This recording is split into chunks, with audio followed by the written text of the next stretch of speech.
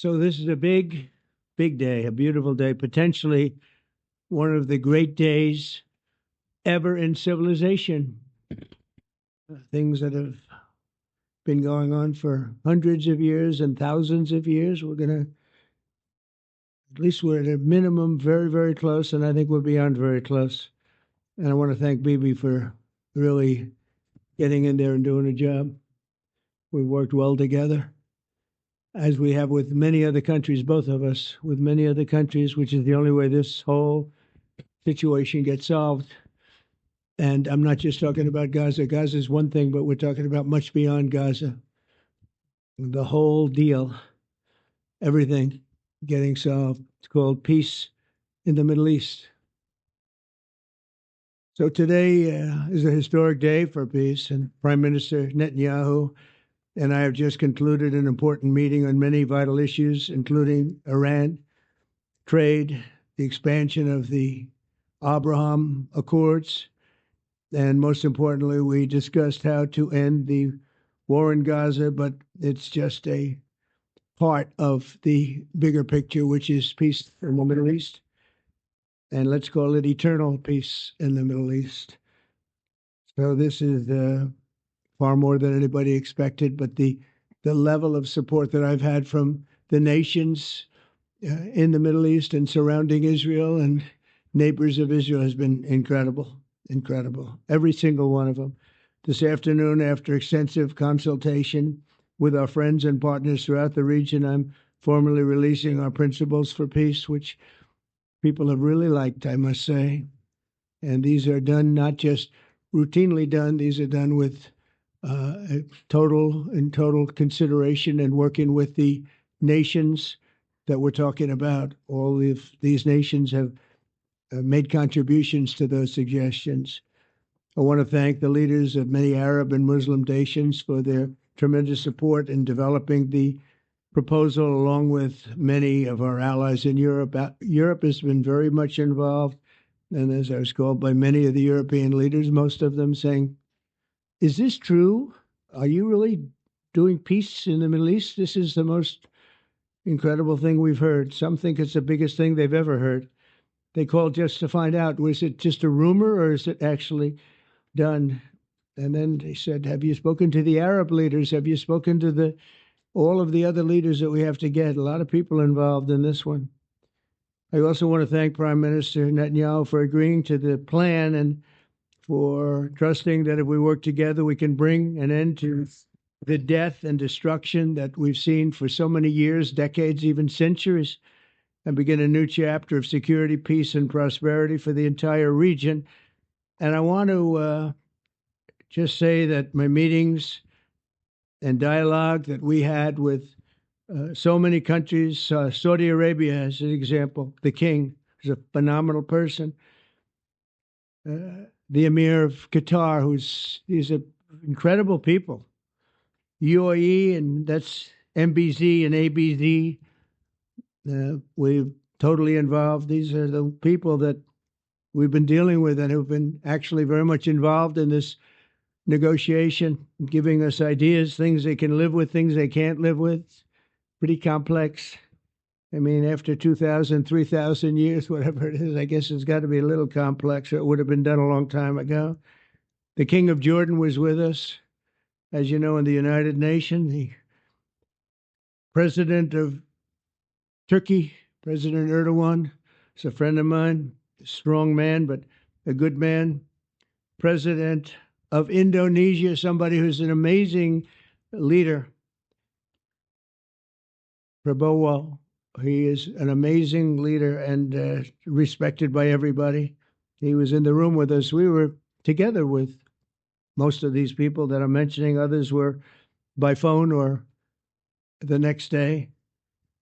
The Prime Minister and the Field Marshal of Pakistan, they were with us right from the beginning. Incredible. In fact, they just put out a statement that they fully believe in this pact. It just came out just as I was walking around. They said, "Sir, you have a big notice from the Prime Minister of Pakistan and from the Field Marshal that they back this 100%. President El-Sisi of Egypt, who's terrific. And these are people I've gotten to know over the years. I mean, I would say it started around 2015 and then went into 2016 when the presidency officially began. But I've known him actually for a long time, and there are many cases really great men. I can't say in all cases, but I will tell you in many cases they're great men and some great women too. They tend to be mostly men, however, I will say that. But if accepted by Hamas, this proposal calls for the release of all remaining hostages immediately, but in no case more than 72 hours. So the hostages are coming back, and I hate even saying this from the standpoint, doesn't sound right, but it is so important to the parents. The bodies of the young men, I believe in almost all cases, the young men are coming back immediately. I met with parents. The parents felt as strongly about getting the body of their dead boy back as they did as though the boy were alive and well. It's so important to them. And it means the immediate end to the war itself, not just Gaza. It's the war itself. Under the plan, Arab and Muslim countries have committed, and in writing in many cases, but I actually would take their word for it. The people I mentioned, I'd take their word for it, to demilitarize Gaza, and that's quickly.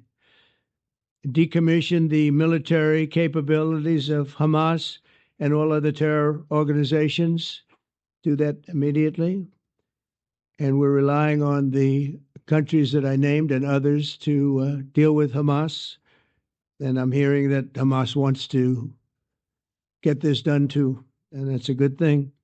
And destroy all terror infrastructure, including the tunnels, weapons of production facilities. They have a lot of production facilities that we're destroying. They'll also help train local police forces in the areas that we're discussing right now, in particular in and around Gaza, working with the new transitional authority in Gaza. All parties will agree on a timeline for Israeli forces to withdraw in phases. They'll be withdrawing in phases. No more shooting, hopefully, as progress is made toward achieving these goals. Arab and Muslim nations need to be allowed the chance to fulfill these commitments of dealing with Hamas. They have to deal with them because they were the one group that we have not dealt with. I haven't dealt with them.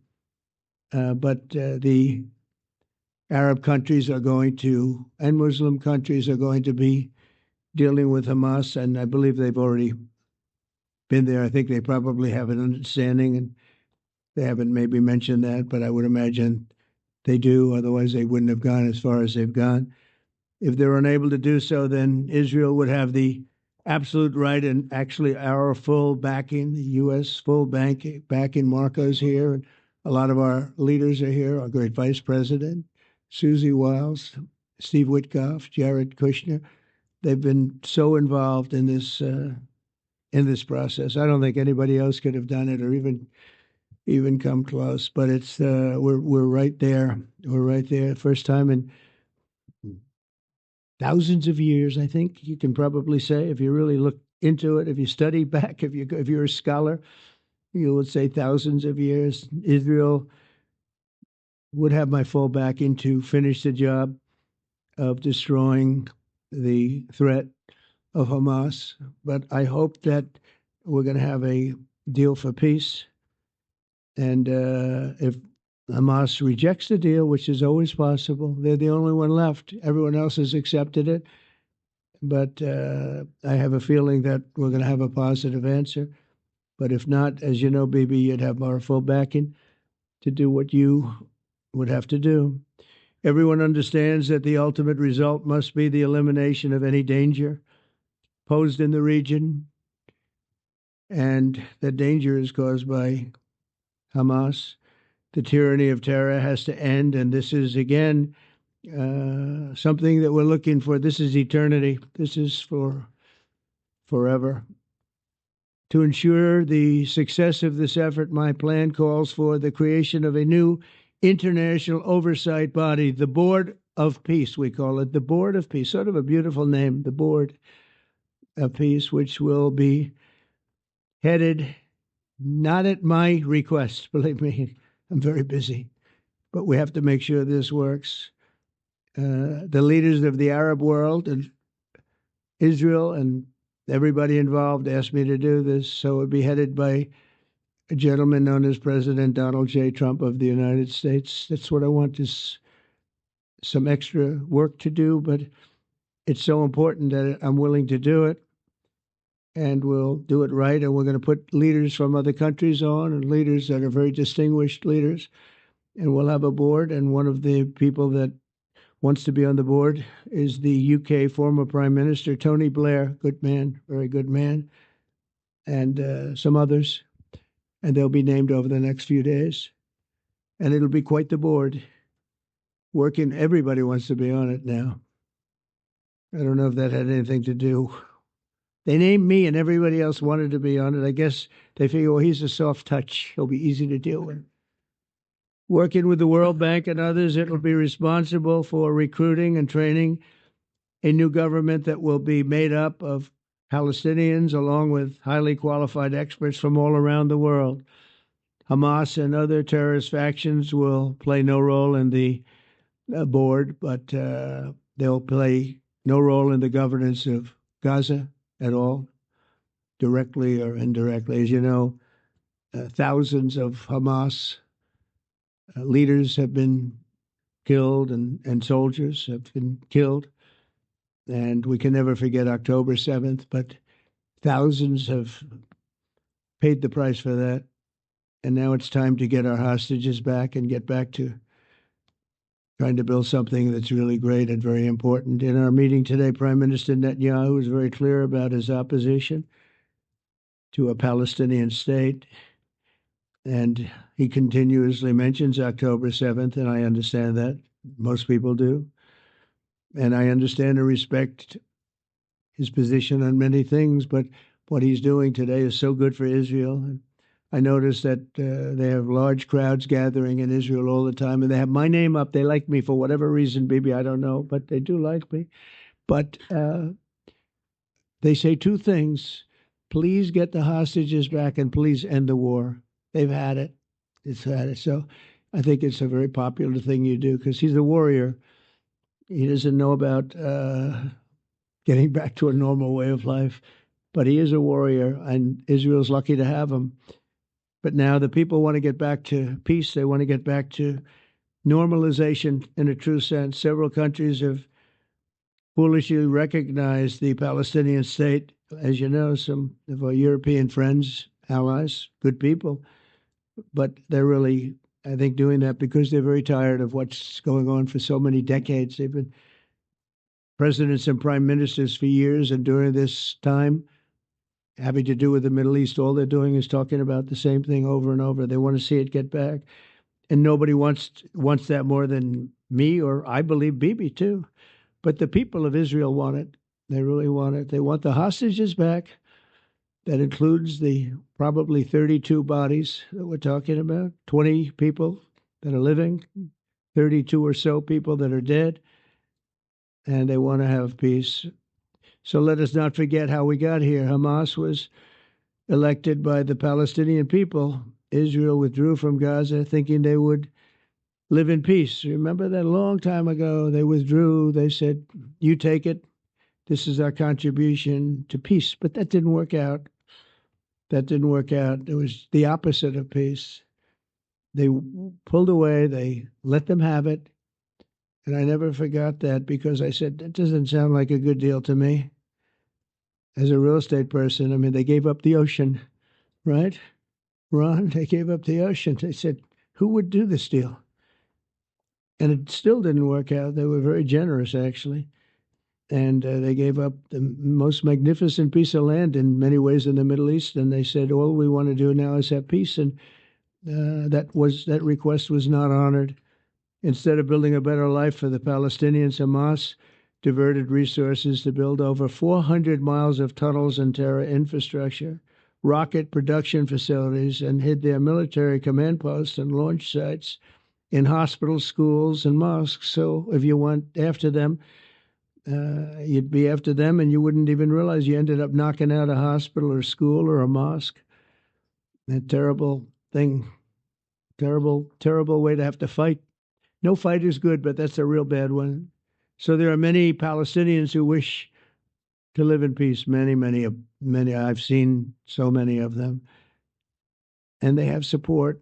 And I challenge the Palestinians to take responsibility for their destiny, because that's what we're giving them. We're giving them responsibility for their destiny, fully condemn and prohibit terrorism and earn their way to a brighter future. They don't want the life that they've had. They've had a rough life with Hamas. If the Palestinian Authority does not complete the reforms that I laid out in my vision for peace in 2020, they'll have only themselves to blame. We're giving them an amazing footprint, and they have amazing support from the leaders of the Arab world and the Muslim world, the great leaders. These are great leaders. These are unbelievable leaders that have built great countries and very wealthy countries. What the future holds for the Palestinians, no one really knows, but the plan that we put forward today is focused on ending the war immediately, getting all of our hostages back, getting everything back. Hard to believe when you even say it, and creating conditions for durable Israeli security and Palestinian success. Israeli security is going to be involved. We're going to help you. We'll be there with you in terms of helping with security. We want to make sure it works. We just want to make sure it works. There shouldn't be a shot fired. Now, there will be, I guess, because that's the way it seems to be, but there shouldn't have to be within a few days. There shouldn't have to be a shot fired. Maybe for eternity. Wouldn't that be nice? I hope it's true. I can tell you the leadership of that region feels that there's a good chance of it being true. So this will lead to this agreement that we're talking about will lead to a sustainable long-term peace. No president in history has been a greater friend of the state of Israel than I have, in addition to negotiating the Abraham Accords. I like to say it that way because the real people, that's what they call Abraham. I would say Abraham, but it's so much nicer when you say Abraham. So much more elegant. But the Abraham Accords are amazing. Jared, you did that along with your group of geniuses, and nobody thought that could be done. We have 4 countries, and Sleepy Joe Biden didn't do a thing. He didn't even know what the hell they were. He should have had them fold up. But I think this will also lead to packing them. And who knows, maybe even Iran can get in there. I hope, we hope we're going to be able to get along with Iran. I think they're going to be open to it. I really believe that. But they could be a member. I long ago said, I'll bet you at some point Iran will be a member of the Accords. And little did I realize it was going to take this turn. That was some turn we did with the B-2s. But I think they might very well be there because it's a great thing for them economically. I recognize the eternal capital of Israel. I opened the American embassy in Jerusalem. That was something that everyone said would never be done, could never be done. Virtually every president for many, many years, for decades, would campaign on making Jerusalem the capital of Israel. They campaigned on it over and over. Is that right, Steve? Is that right? Everyone, and when they got to it, and I understand why now, because it was so. When I got to office, I campaigned on it too. I said, we're going to make it. And then I'd get calls from the leaders of various countries saying, please don't do it. Please don't do it. It'll end the whole world. Please don't do it. And finally, I just didn't say anything, and I did it. People were calling me before I did it because they heard I was going to do it. And leaders of countries were calling me. And I think it was on a Thursday that I did it. And they'd call me Monday, Tuesday, Wednesday, 3-4 times a day. And I said, tell them I'll call them back on Friday. And I announced it on Thursday. And I called them back, the biggest people in the world. And they said, you've done it. I said, done what? You've made the capital of Israel, Jerusalem. And we wanted to talk yet. I wish you called me a little sooner. Maybe I could have done something about So that was a lot easier than getting into an argument because I knew what they were calling about. And you know what? It turned out to be amazing. Everybody thought it was going to lead to the end of the world, right? The end of the world, Ron. That's what they said. It didn't lead to anything. It just led to something that I promised and something that was very, very popular for Jewish people and a lot of other people, too.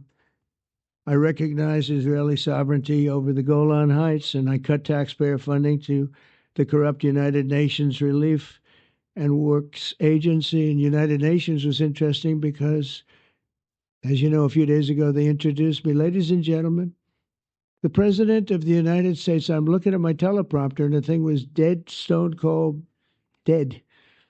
The thing's up here. I have a long, beautiful speech to make. I'm back 30 feet back, and I'm saying, they're introducing me. There's nothing on my teleprompter. So, but I made a speech. I actually got good marks. You think Biden could have done that? I don't think so. I don't think he could have done that. I don't think too many people could have done it. But actually, it was actually more of a speech from my heart, if you want to know the truth. I think it was maybe better in certain ways because it was from the heart. It has to be from the heart. Otherwise, you're in big trouble.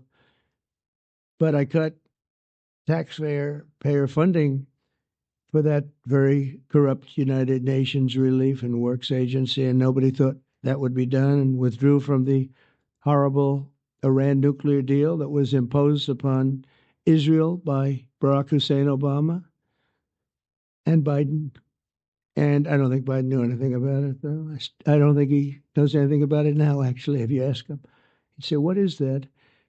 And we obliterated Iran's nuclear enrichment capacity, making it impossible for them to have a nuclear weapon, which they would have had probably in about 2 months from that. But I've never asked Israel to compromise its security, but we had big, strong talk. Nobody's been better to Israel. No president's been better to Israel than Donald Trump. But we had a long, strong talk, Bibi and I, and he understands it's time. It's time. History has shown, and the people of Israel want it. And the people of the Middle East want it. The people of enemies of Israel want it, but they don't have really too many enemies right now. And you know what? Many countries have gained great respect for Israel, for the way they fight, the job they do, including me. I had respect anyway, but they gained respect. History has shown us that those who have relations with Israel have thrived, while those who have devoted resources and attention toward the destruction and even annihilation of Israel have languished. They haven't done well. Israel is not going anywhere. They're going to coexist with other people and countries in the region, from Syria to Lebanon to Saudi Arabia. The promise of a new Middle East is so clearly within our reach. This is the closest we've ever come to real peace, not fake peace, not political fool's peace. If we can get this difficult problem solved, the opportunities for all within that vast region of this world, it's a vast region. It's unlimited. The Abraham Accords show that all countries are better off when they communicate and work together and embrace new opportunities. I hope Jared and Steve and Susie and Marco and JD, we have great people. I hope you guys are going to work very hard to get these other countries in, because now they have no excuse. There's no longer an excuse.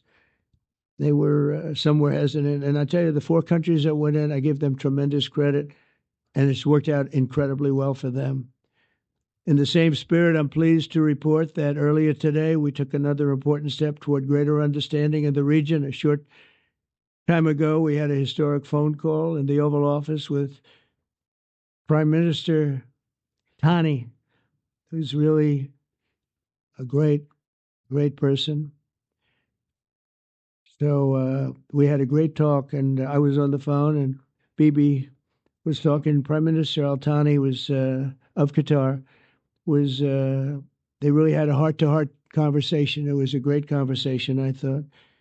It was productive. It was everything that you need to have something turn out to be successful. And I want to thank Bibi, and I want to thank the Prime Minister. It was fantastic. We agreed to launch a formal trilateral mechanism between Israel, Qatar, and the United States to begin a dialogue to enhance mutual security, correct misperceptions, and avoid future misgivings. And I want to thank Qatar, its leadership, and the Emir. He's a fantastic person. I think, I'm going to be his public relations man because I know him differently than a lot of people know him. But he wants peace. He wants to see peace. And his people, and they really acknowledge the critical role that they've played as mediator. And again, we're not quite finished. We have to get Hamas, but I think they're going to be able to do this. So now it's time for Hamas to accept the terms of the plan that we've put forward today. And again, this is a different Hamas than we were dealing with because I guess over 20,000 have been killed. Their leadership has been killed 3 times over. So you're really dealing with different people than we've been dealing with over the last 4 years, 5 years. Everyone has done their part and come to the table in good faith. Our Arab and Muslim partners are fully prepared to step up and fulfill their commitments for the benefit of the people of Gaza and the entire region. They're willing to step up and do a lot. They really are. There are a lot of good people involved. Everybody who wants to see an end to the violence and destruction should be united in calling for Hamas to accept the extremely fair proposal so that we can end the war and get us back our hostages right now and have everlasting peace. And I look forward to having relationships with everyone as the chairman of the board. I'll be involved, and we'll have meetings with some very smart people that'll be working over there to make sure that we haven't just been wasting time with an agreement that doesn't get done. The task of building peace will not be easy. There are some of the hardest problems in the world to solve, and that's why it's been going on for so many centuries. But too many lives are at stake not to try, and this is more than a try. I mean, I think this is something that gets done when you have virtually every country, and these are powerful countries that have a lot of money, and the money can make things happen. A lot of countries try, and they don't have any money. These are very rich countries that can make things happen. So together we'll forge a much safer and more hopeful future for everybody, including Israel. And I want to thank Prime Minister Netanyahu for his partnership. And I want to thank all of the leaders, the kings and the emirs and the presidents and prime ministers, people I mentioned. And they've been absolutely fantastic to work with. And it's just happened very quickly. It's happened from a couple of weeks before I had a couple of meetings, but a couple of weeks before we went to the United Nations, and we had some incredible meetings. It all came to place. It all took place, and everybody wanted to be a part of it. I don't have anybody that's saying we don't want anything to do with it. It's just the opposite. And I'll tell you, a couple of years ago, a year ago, I don't think we would have had this kind of participation, Mr. VP, right? I don't think we would have had. It's been amazing. The participation was 100%. Everybody wants to be a part of it. And everybody, those very strong countries, everybody wants it to work. So, Bibi, congratulations on this. I think this will be your crowning achievement, frankly. If this all works out, we think it will. It's going to be your crowning achievement. And I want to thank you very much for being here. Thank you. Please. Thank you. Thank you. Mr. President, first I want to thank you for graciously hosting me once again in the White House. And second, I want to thank you for your friendship and for your leadership. From Jerusalem to Tehran, from the Golan Heights to Gaza, you've proven time and again what I've said many times. You are the greatest friend that Israel has ever had in the White House. And Mr. President, you and I both know it's not even close. While you focus at home on making America great again, your leadership abroad is changing the world for the better, ending wars and advancing peace. I believe that today we're taking a critical step towards both ending the war in Gaza and setting the stage for dramatically advancing peace in the Middle East, and I think beyond the Middle East. and very important Muslim countries.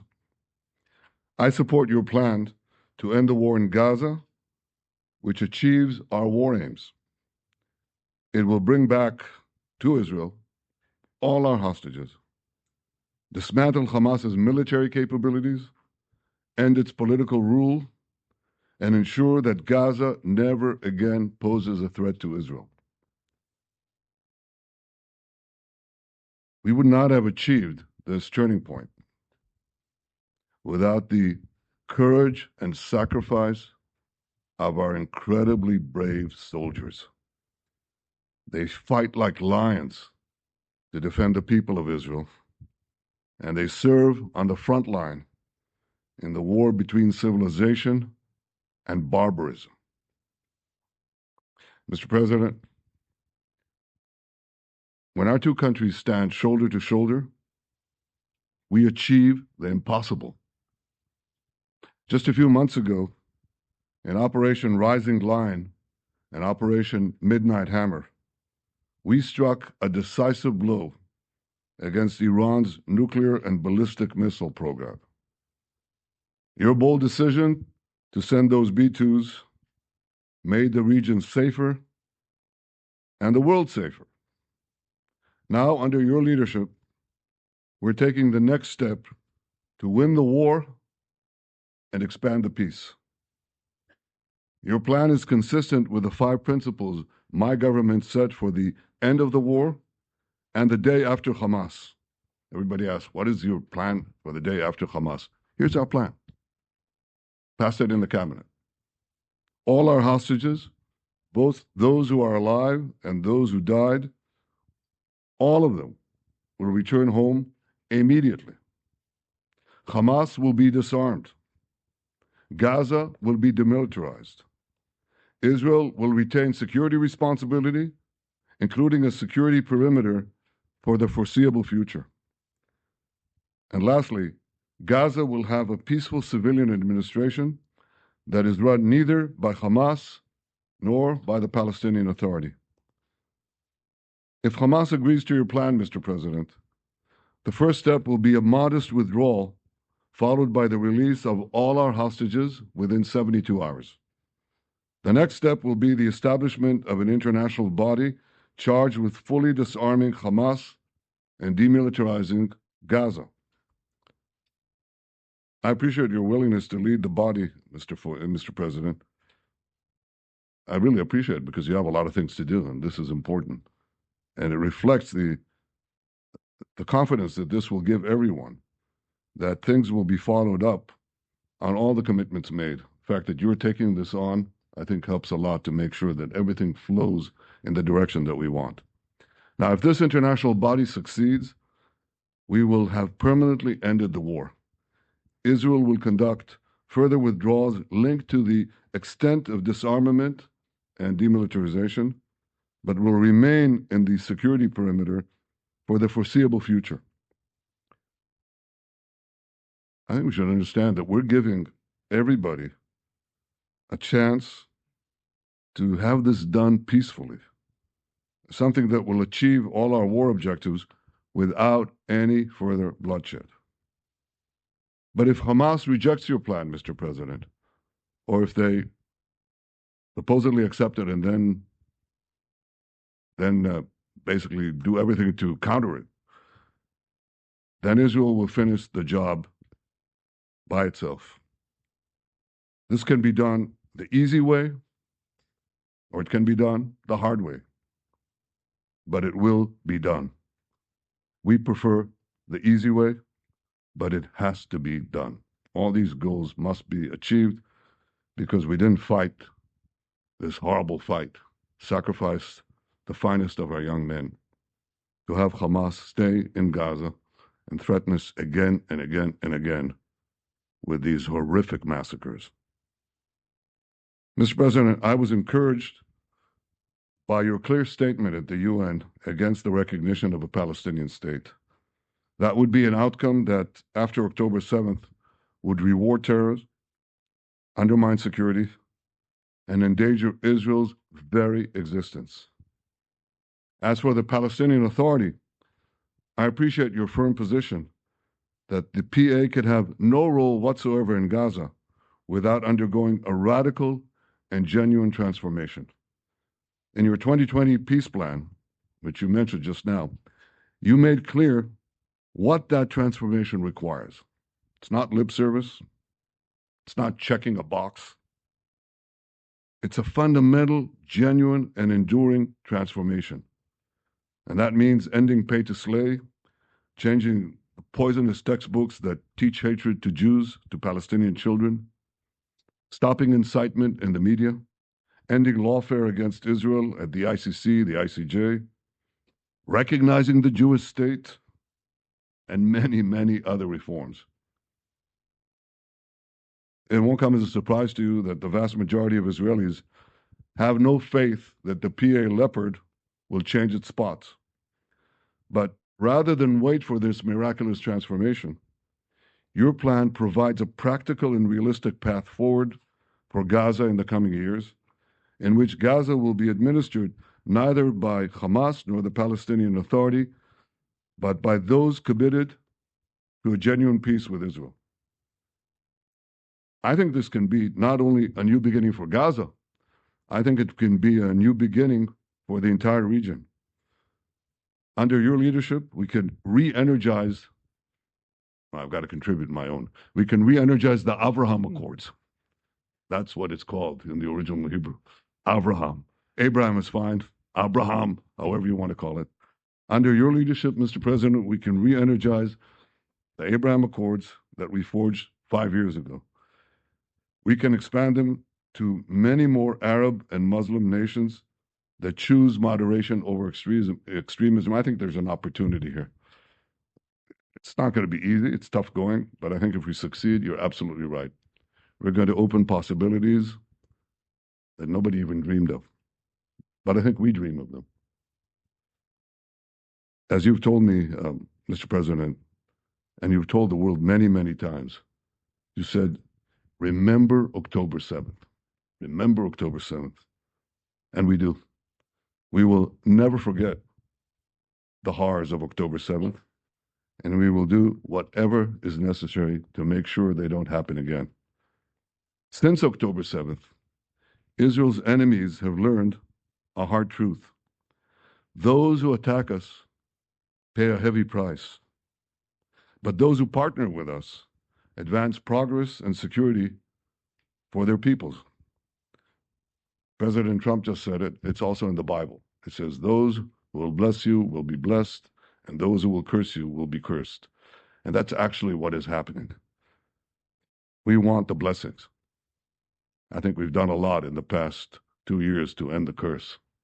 We're not finished, but we've done a lot. And we've done a lot together to end the curse. I want to thank your entire team for their efforts to get to this point.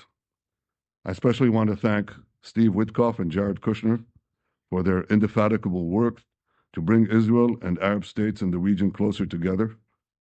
I am deeply grateful to both of them for their work. We had a phone call today just to make it clear. I said to the Prime Minister of Qatar, Israel was targeting terrorists, wasn't targeting Qatar. And of course, we regretted the loss of the Qatari citizen, wasn't our target. And I very much appreciate President Trump's proposal to have a trilateral body, the United States, Israel, and Qatar, to work out respective grievances. There are quite a few. But if we could try to mitigate them or put it on a different footing, I think that'll be good for everyone.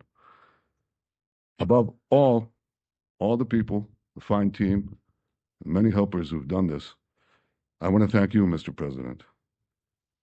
History has already shown that under your leadership, Israel and America can change the face of the Middle East. And today I'm hopeful that your plan to end the war in Gaza will do so again and do so soon. It will free our hostages, end Hamas's tyranny in Gaza, and enable a more secure and prosperous future for the peoples of our region. Thank you, Mr. President. May God bless America. May God bless Israel. May God bless the indispensable alliance between our countries. And may I add in Hebrew, G'mal Chatima Tova, may we all be inscribed in the book of life. Thank you. Thank you very much, baby. So I think while we wait for these documents to be signed and get everybody in line, I think it maybe is not really appropriate to take questions. I'm meeting with, as you know, a couple of Democrats in a little while about country, about keeping our country open. They're going to have to do some things because their ideas are not very good ones. They're very bad for our country. So we'll see how that works out. But this is something that was really historic today. This was something that was amazing. I think, Bibi, I mean, depending on you, I think while we're waiting for signatures and waiting for approvals from a lot of different countries that are involved in this, we probably shouldn't take questions? Or would you like to take a question or two from perhaps a friendly Israeli reporter, if there's such a thing? That's a very, very tough proposition. But I would think, Mr. President, that I would go by your instinct that this is, we'll have enough time for questions. Let's settle the issue first, I think. No. Thank you very much, everyone. Thank you.